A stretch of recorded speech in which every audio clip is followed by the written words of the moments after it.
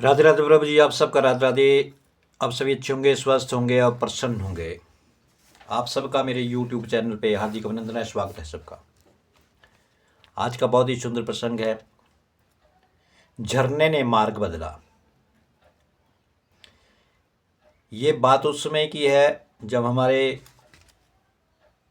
गुरु नानक देव जी सन 1502 में गुरु नानक यात्रा करते करते बायबे सरहद पर अटक जिले में पहुँचे।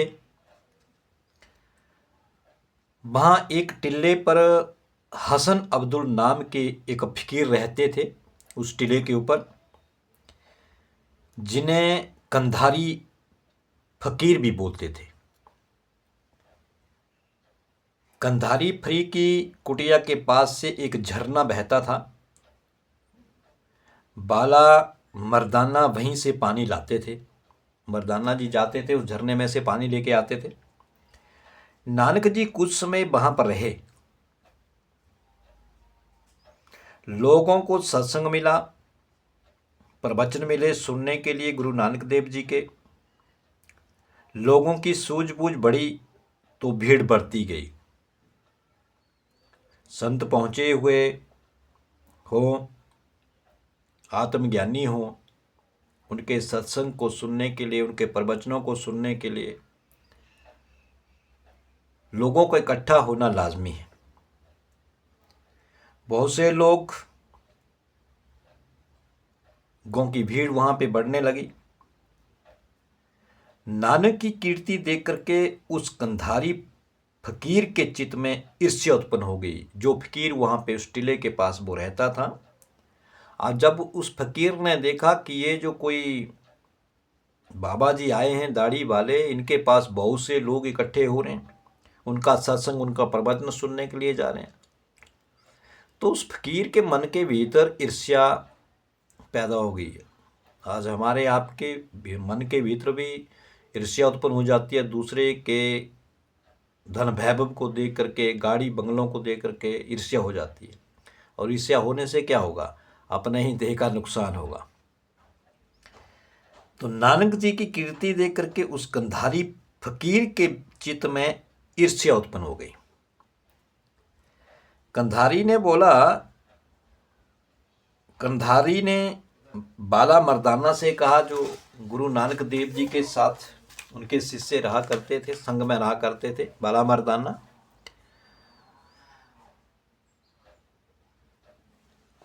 कि इस झरने से पानी लेने के लिए मत आया करो। देखो, अब तो फकीर कुछ और नहीं कर सकता, लेकिन मर्दाना उस झरने से पानी लेने जाते थे, तो फकीर ने मना कर दिया कि इस झरने से पानी लेने मत आया करो, या मेरा झरना है। अब बाला मर्दाना वापस लौट आए एवं नानक जी से बोले कि गुरु जी, आपकी कीर्ति देकर के हसन अब्दुल कंदारी ईर्ष्या बस झरने से पानी भरने के लिए मना कर दिया। कहा कि इस झरने से पानी नहीं लेके जाना है, यह झरना मेरा है। नानक जी ने कहा, कोई बात नहीं, झरना अगर अकाल पुरुष परमेश्वर का है तो हमारे लिए यहां भी बहेगा, यहां भी झरना आएगा। गुरु नानक ध्यानस्थ हो गए। देखते ही देखते जहां नानक जी ने पड़ाव डाला था, उसी पर्वत की तरहटी से झरना फूटा एवं कंधारी का ऊपर का झरना गायब हो गया। देखो, जिस झरने से पानी लेके आते थे वो वाला झरना गायब हो गया, और जहाँ पर नानक जी विराजमान थे, जहाँ पर नानक जी ने पड़ाव डाला था, उस पर्वत की तलहटी से झरना अपने आप फूटा और वो दूसरे वाला झरना गायब हो गया। अब कंधारी को पानी भरने के लिए ऊपर से नीचे उतर करके आना पड़ता था। उसे बड़ा क्षोभ हुआ कि इस काफिर ने ऐसा कर दिया। देखो, ये दूसरे गजब के कुछ जैसे संत फकीर, वैसे फकीरों के मन के, संतों के भीतर में तो कभी भी दूसरे के प्रति ईर्ष्या नहीं होती है, लेकिन कुछ हो जाते हैं दूसरों के प्रति ईर्ष्या करते हैं। तो नानक के प्रति भी उसने ईर्ष्या अपने मन में, उसमें ईर्ष्या लेकर के बोया। और दूसरों को, अपने आप को ऊंचा कहना और दूसरों को काफिर कहना। तो वो जो फकीर था उसने कहा कि इस काफिर ने ऐसा कर दिया। एक दिन कंधारी छुप करके ऐसी जगह पर बैठा कि वहां से चट्टान गिराए तो नानक जी के सिर पर ही गिरे। ऊपर से पत्थर गिराए कि नानक जी के सिर के ऊपर गिरे। कंधारी ने चट्टान को धक्का मारा और नानक जी ने परमेश्वर से एकाकार होकर के उस चट्टान को अपना पंजा दिया। पंजे से, हाथ से उसको पंजा दिया।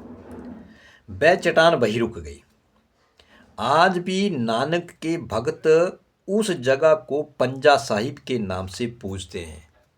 अब उस फकीर ने तो बहुत कोशिश की नानक जी को दुख देने की। ऊपर से उस चट्टान को धक्का दिया, बड़ा सा पत्थर था, उसको धक्का देने की कोशिश की, धक्का दिया कि नानक के सिर के ऊपर जा कर के गिरे और नानक जी का काम तमाम हो जाए। अरे जो संत उस प्रभु के साथ जुड़े हैं, जिनकी तार उसके साथ जुड़ी हुई है, उसको क्या कोई बाल भी बांका कर सकता है? नानक तो सब जानने वाले हैं। गुरु नानक जी जान गए कि ये फकीर क्या करना चाहता है। जैसे वो चट्टान को गिराने की कोशिश की, नानक जी ने अपने हाथ से, अपने हाथ के पंजे से उस चट्टान को रोक दिया। तो ये वही चट्टान है जिसका नाम पड़ा गई पंजा साहिब। उस जगह का नाम पड़ गया पंजा साहिब, यानी कि पंजे से, गुरु नानक देव जी के पंजे से वो चट्टान को रोक दिया गया। तो पंजा साहिब के नाम से उसको पूजते हैं। कैसी शक्ति है आपके परमेश्वर में। नानक जी भी तो एक मनुष्य ही थे, आप भी एक मनुष्य हो। कबीर जी आपसे बड़े नहीं थे, नानक जी आपसे बड़े नहीं थे, बुद्ध और महावीर आपसे बड़े नहीं थे, लेकिन वे बड़े हो गए। उनके भीतर, उनके मन के भीतर, संतों गुरुओं के मन के भीतर ये भाव नहीं आता है कभी कि मैं बड़ा हूँ। वो हमेशा निर्मल, सूक्ष्म, छोटे से बन के रहते हैं और काम बड़े बड़े कर जाते हैं। ये बड़प्पन होता है संतों का। लेकिन वे इन कारनामों से बड़े हो गए क्योंकि वे मिथ्या से सत्य की ओर, नस्बर से शाश्वत की ओर चल पड़े। जबकि हम नस्बर की ओर से, हम आप लोग जो हैं वो नस्बर की ओर से सत्य बुद्धि करके सत्य से विमुख होते गए। हम सब कुछ जानते हैं लेकिन फिर भी हम उसके विमुख होते गए। दृढ़ता से सत्य स्वरूप का स्वर्ण मनन करके उसकी ओर चलते रहें तो बिलासी विश्वामित्र से महान विश्वामित्र हुए। झरने का रुख बदलने वाले नानक जी में जो था वही आप में भी है। विष की प्याली को अमृत बनाने वाली मीरा में जो था वही आप में भी है। 8 वर्ष की उम्र में रामी रामदास ने हनुमान जी को प्रकट किया। प्रहलाद ने स्तंभ में से भगवान को प्रकट किया तथा ध्रुव ने अपनी तीव्र तपस्या से चतुर्भुज नारायण को प्रकट किया। सबरी बेलनी ने गुरु मतंग ऋषि को संतुष्ट करके वरदान पाया और भगवान श्री राम ने उनके जूठे बेर खाए। इन सभी में जो सच्चिदानंद चैतन्य था वह आप में भी है, हम में भी है, सब में भी है। लेकिन हमारे पास वो दृष्टि, वो नज़र, वो ज्ञान, वो बुद्धि नहीं है सबके भीतर वो विराजमान है। जो नानक के भीतर था वो सब गुरुओं के भीतर था, जो संतों में, वो मीरा में, वो ध्रुव में, वो प्रहलाद में, वो सबरी में, जिन्होंने भगवान को अपने पास बुला लिया, वो भी हमारी आपकी ही तरह थे। लेकिन वो जान गए उस प्रभु के अंश को कि वो हमारे भीतर ही है, आत्मा चाहिए परमात्मा। तो इन सभी में जो सच्चिदानंद चैतन्य है हर एक जीव में, वही हम आपके भीतर भी है। यदि आप भी पूर्ण रूप से परमात्मा की शरण में चले जाओ तो अवश्य महान हो सकते हो। लेकिन हम आप लोग द्वेष के मारे हैं, दूसरे के प्रति द्वेष करना, ईर्ष्या करना, विरोध करना, अहंकार करना, लोभ करना, लालच करना, इन्हीं के भीतर हम उलझे पड़े हैं और हम उस परम प्रभु को, उस परम पिता परमात्मा को, उसको हम नहीं पा सकते। अगर हमें भी उसके साथ जुड़ना है तो हमें अपने संतों के साथ गुरुओं की वाणी के ऊपर चलना होगा, उनके सत्संग को सुनना होगा, उनके सत्संग प्रवचनों को पढ़ना होगा कि किस तरह उन्होंने उस परम प्रभु को पाया है। तो हम उन श्री गुरु नानक देव जी के उन चरणों में कोटि कोटि नमन करते हैं, उनके चरणों में प्रणाम करते हैं, जो आज हमारे हृदय में विराजमान हैं। उनके बताए हुए रास्ते पर अगर हम चलेंगे तो अवश्य ही हम सुख पाएंगे, अन्यथा गुरुओं के रास्तों पर से अगर भटक जाओगे तो हम कहीं के ही नहीं रहेंगे। इसलिए हमेशा गुरुओं की शरण में जाएं, गुरुओं के प्रवचन, गुरुओं के सत्संग को अवश्य सुनें, तभी हमारी मुक्ति होगी, तभी हमें मोक्ष मिलेगा। इसलिए हमेशा गुरुओं को कहने में रहें, गुरुओं के रास्ते के ऊपर चलें। गुरुओं ने हमेशा हमें सही रास्ता बताया है और हम आपके लिए बहुत कुछ उन्होंने किया है।